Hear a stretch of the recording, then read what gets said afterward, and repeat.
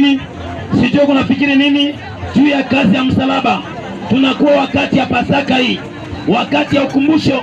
Njoo Yesu tuambia kama fanyeni hivi kwa kila leo kwa kunikumbuka. Ilikuwa wakati ya Pasaka. Pasaka ni ukombozi wa mwanadamu katika dhambi. Haleluya.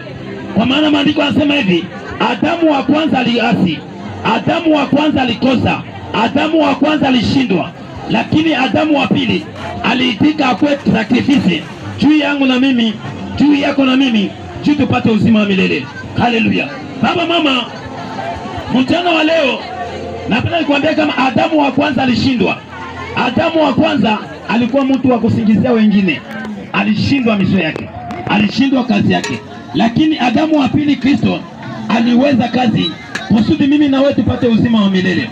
Mama yangu, baba yangu, napenda nikwambie kama achana na mabaya.